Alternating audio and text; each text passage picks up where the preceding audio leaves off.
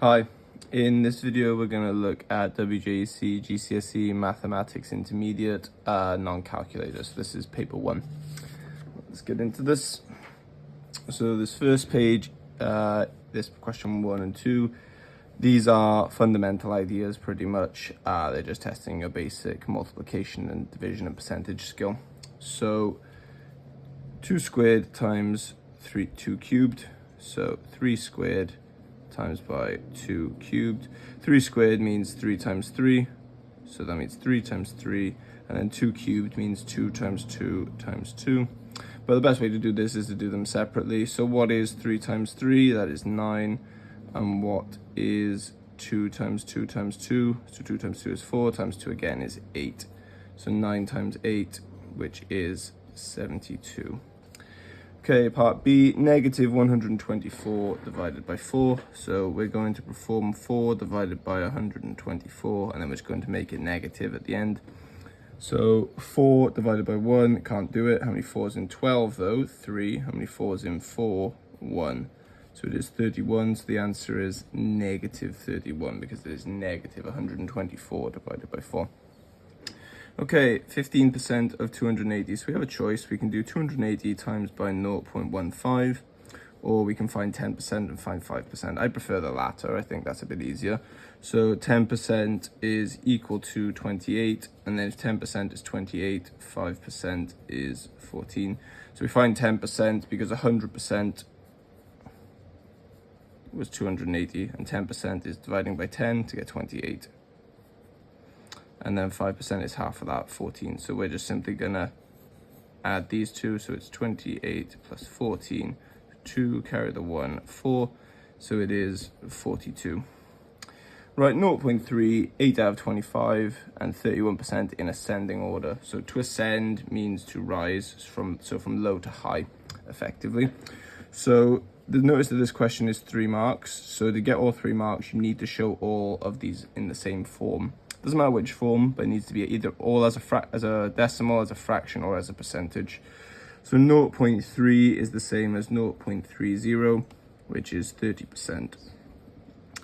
8 over 25, if I times both of them by 4, that is 32 over 100, which is 32%. And then 31% is just 31%. So in order, the smallest is this one, the second smallest is that one, and then it's this one. So it is 0.3 first of all, then 31%, and then 8 over 25, being sure to write them in the form that you were given them originally. Okay, so for question 3, calculate the size of angle X. You must show all your workings. So we have 2 triangles, one isosceles triangle and one right angle triangle. So this being the isosceles triangle, this being the right angle triangle because it has the right angle. So here we are expected to remember that this square here simply means a right angle, which is 90 degrees. And we're also expected to remember that a full circle adds to 360. So what we're going to do is 90 plus 220, which would be, so adding 80 gets you to 300 plus 1 is 310. So these angles add up to 310, so this remaining one must make it add to 360. So we can see it's 50, but because we're answering it formally, let's do a calculation just so we get the marks. So this angle here is 50. So now this triangle here is an isosceles triangle, and I can tell that because of these congruency markers on the sides. So these congruency markers simply mean that these 2 lengths are identical, effectively. So by something called the sine rule, if you have 2 lengths that are identical, the 2 angles opposite them are also identical. So this congruency marker here points to this one, this congruency marker here points to this one. So it means that these 2 angles are the same. So now we're expected to remember that angles in a triangle add to 180. So this angle is 50 and these 2 have to add to 180. But I know that they're both the same. So effectively, it's 180 take away 50, leaving 130 degrees of angle left to be given out, and these 2 get it split evenly between them. So it's 130 divided by 2, equaling 65 degrees. Okay, so let's carry on to question 4. Imran is 9 years older than Glyn. Glyn is twice as old as Sheila. The sum of the 3 ages is 94 years. How old are Imran, Glyn, and Sheila? So the way to do this is to just be organized. So let's start off with Imran first of all. So Imran, Glyn, and Sheila. So Imran is 9 years older than Glyn. So Glyn's age plus 9 is equal to Imran's age. Glyn is twice as old as Sheila. So Glyn is equal to 2 times Sheila's age. And then the last one is the sum of the three ages is 49. So this simply means that G plus S plus I equals 49. Okay, so effectively here we have two formulas that give us I and S in terms of G. So what we're going to do is we're going to rearrange these so that they give us S and I separately, and we're going to sub them into this. So this one here, I'm going to write this as this. I'm going to divide both sides by 2, so I get that S is equal to G over 2. And that'll make things a bit more easy. So S is G over 2, so this equation now is G plus G over 2. And then I is G plus 9, and that's equal to 40. So what we've done is, instead of having this equation with 3 variables, it's now all in terms of G. So we can just collect up our G's. So 1, 2, and then a half. So 2.5 G's is equal, plus 9 is equal to 49. So therefore 2.5 G is equal to 40. So now to get G, we simply divide both sides by 2.5. So how many 2.5s in 40? So to do this, ask yourself the question, how many 5s are in 40? That would be 8. And in each of those 5s, there's 2.5s. So the answer here would be 16.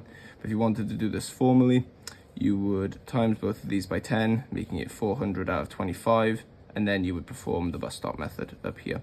And we can do that formally here if you like. So 25, how many 25s in 4? None. How many 25s in 40? 1 with 15 left over. How many 25s in 150? 6. So as I said, 16.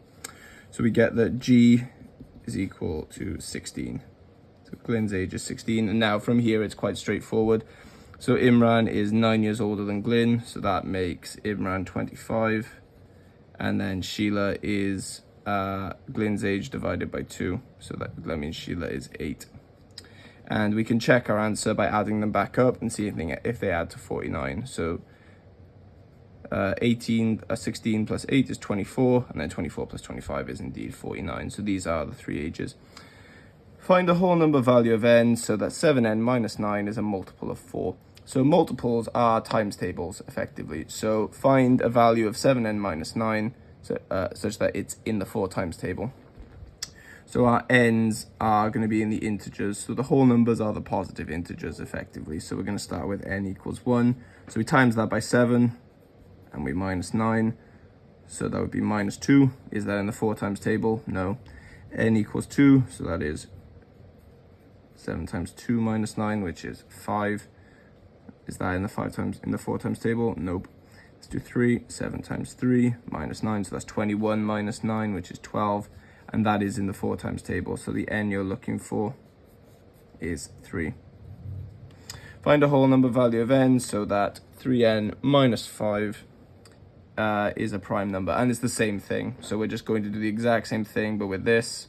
And we're going to wait until we get a prime number output.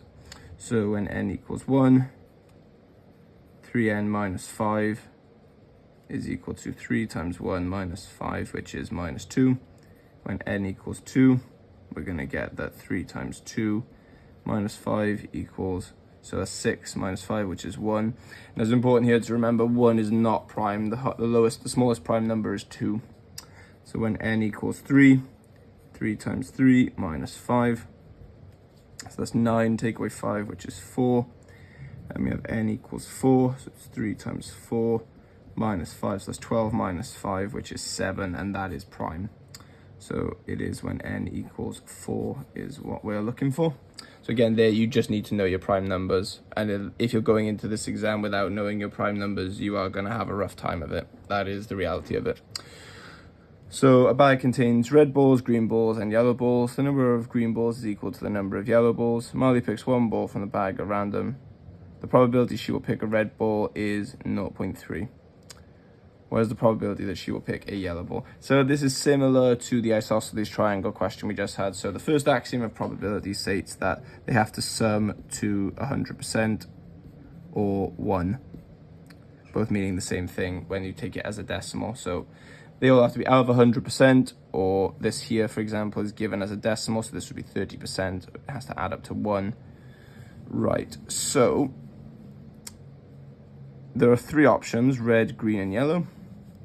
Red, green, yellow. So you're told that the probability to pick a red ball is 0.3, and you're told that the probability that you get either of these is the same. So because they have to add up to 1, there is 0.7 left, so 1 minus 0.3. There is 70% left to give out, and these two have to get it equally, so it's 0.35 each. Okay, a different bag contains 10 balls. Some of the balls in the bag are blue, all the other balls are white. Morgan picks a ball from the bag at random. He says the probability I would pick a blue ball from the bag is 0.25, so it is a quarter. So explain why Morgan cannot be correct. So since there's 10 balls total,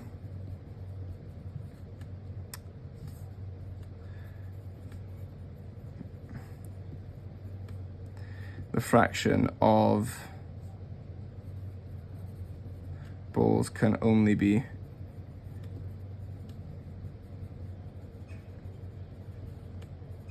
as 5s or 10s. And I'll show you what I mean. So if there are 10 in the bag, it's out of 10. And for example, if there's an even number of one of them, so for example, let's say we have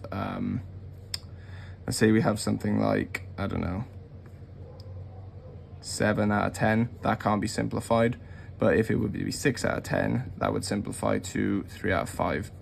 Or if we had something like 5 out of 10, that would simplify to a half. So in this case, it would actually be, I'd also be out of 2s as well, or 2s. The point being, for this to be 0.25, it needs to be a quarter, right? And that's never going to happen effectively.